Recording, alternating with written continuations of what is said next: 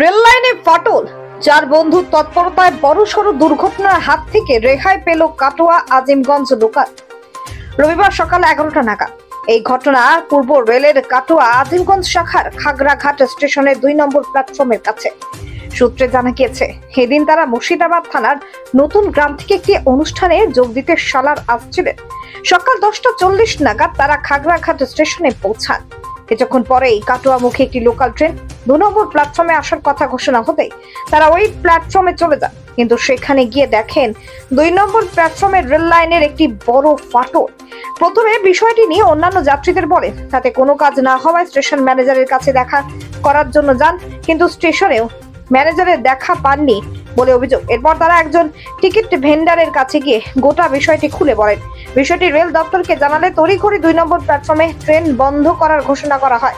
এরপর rail line মেরামতের কাজ শুরু হয়। ট্রেন যাত্রীরা বলছেন, ওই 4 যুবকের তৎপরতার জন্যই বড় সড় রেল দুর্ঘটনা থেকে রেহাই পাওয়া গেল। এই দিন আমরা 11:04 যখন খাগড়া স্টেশনে ঢুকি, আমরা 10:40 ওখানে ঢুকি স্টেশনে।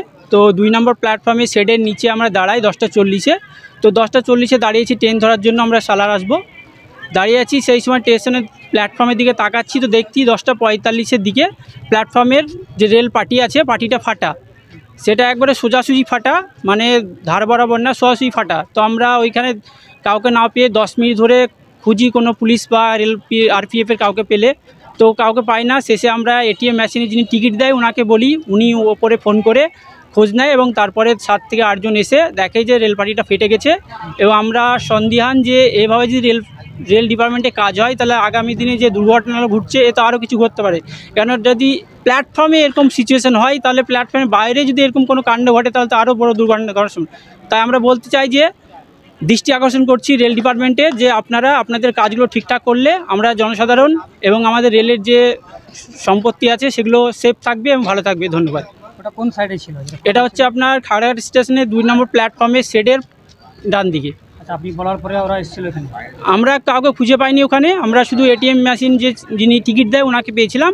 ওনাকে ডাকার পর উনি তারপর ফোন করে স্টেশন মাস্টারকে, তারপর স্টেশন মাস্টার বা আরও 2-4 জন এসে দেখে এবং সেই সঙ্গে ওনাদের যে কাজগুলো ওনারা করছিল।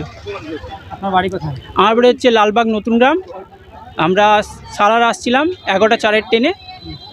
তো সেটা দেখার পরে ট্রেনের প্ল্যাটফর্ম 2 নম্বর থেকে চেঞ্জ করে 1 নম্বর লুপে দেয় এবং তার জন্য সাময়িক যাত্রীদের দেরি হয়। 11:04 যে ট্রেন ছিল সেটা 11:32 ছাড়ে। সালার কি কাজে আসছিল?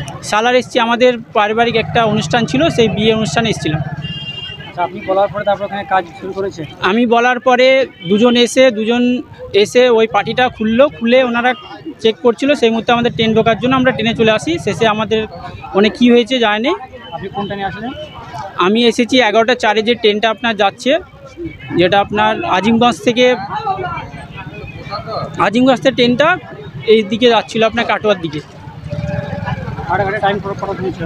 11:04 হচ্ছে ট্রেনের টাইম খাগড়াঘাট স্টেশনে। আমরা 10:40 ঢুকেছিলাম।